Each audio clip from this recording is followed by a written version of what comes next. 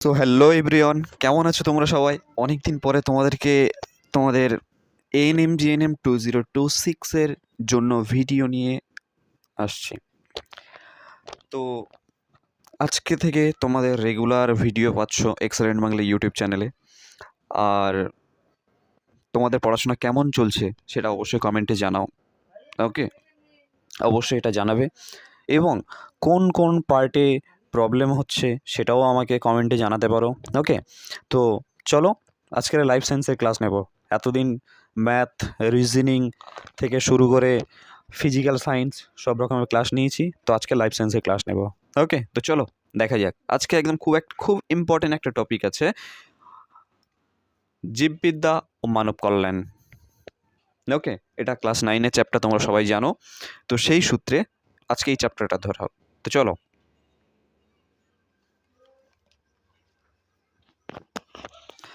So প্রথমে আমরা কি দেখব তাহলে? প্রথমে দেখব অনাক্রম্যতা বা ইমিউনিটি কাকে বলে। ইমিউনিটি তাহলে কাকে বলে? অনেকে বলে না যে আমাদের দেহে ইমিউনিটি পাওয়ার আছে, তো সেটাই আর কি। তো চলো, আমাদের দেহে কোনো ক্ষতিকারক জীবাণু বা ভাইরাস বা টক্সিক সাবস্ট্যান্সেস বা টক্সিক পদার্থ, কোনো ক্ষতিকারক পদার্থ, ওকে, প্রবেশ করলে দেহ এক বিশেষ ব্যবস্থার মাধ্যমে তাদেরকে ধ্বংস করে দেয়।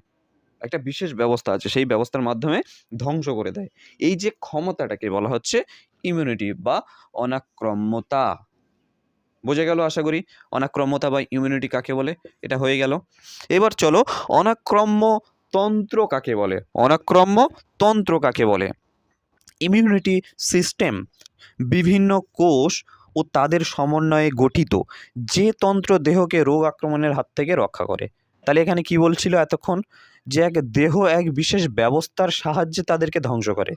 এবার বলছে যে যে তন্ত্র দেহকে রোগ আক্রমণের হাত থেকে রক্ষা করে এবং রোগ সৃষ্টিকারক জীবাণুর ক্ষতিকারক প্রভাব থেকে রক্ষা করে, এটি অনাক্রম্য তন্ত্র।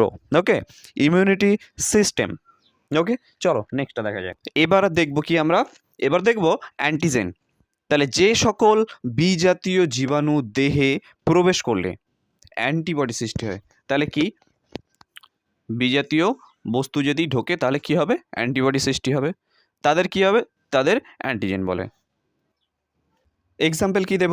এক্সাম্পল হচ্ছে প্রোটিন, বৃহদাকার পলিস্যাক্রাইড, বৃহদাকার লাইপোপ্রোটিন, এছাড়াও আছে তো এটসেট্রা।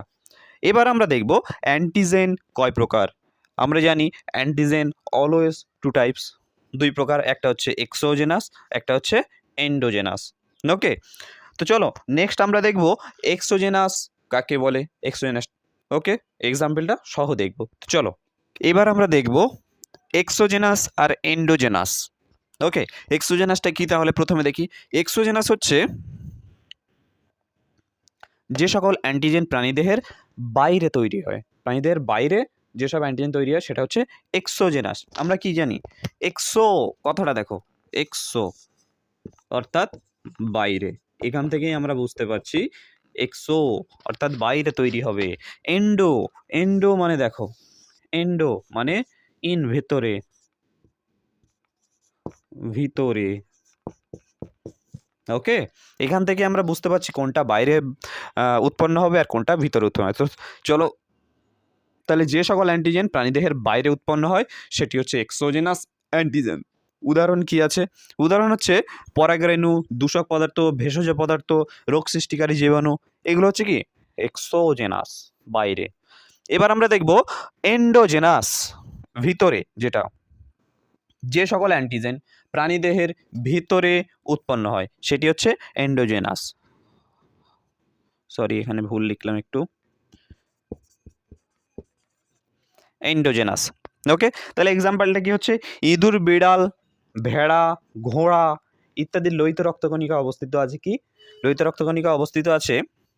এই যে ফর্সম্যান অ্যান্টিজেন, এটা হচ্ছে এন্ডোজেনাস। আর একটা আছে কার্ডিওলিপিন অ্যান্টিজেন। যেটা কার্ডিওলিপিন অ্যান্টিজেন কোথায় থাকে এটা আমাকে কমেন্টে জানাও। কার্ডিওলিপিন অ্যান্টিজেনটা কোথায় থাকে আমাকে কমেন্টে জানাও। কার্ডিওলিপিন অ্যান্টিজেন থাকে স্তন্যপায়ীর হৃৎপিণ্ডে। ওকে, স্তন্যপায়ী প্রাণীর হৃৎপিণ্ডে অবস্থিত কার্ডিওলিপিন। বোঝা গেল? তো চলো আমরা নেক্সট টপিক নেক্সট ভিডিওতে দেখব।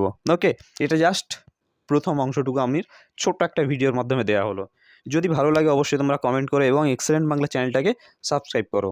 ওকে, তো নেক্সট ভিডিও আসতে চলেছে, রেগুলার ডেইলি ভিডিও আসবে। ওকে, তো চলো দেখা হচ্ছে নেক্সট ভিডিওতে। Thank you.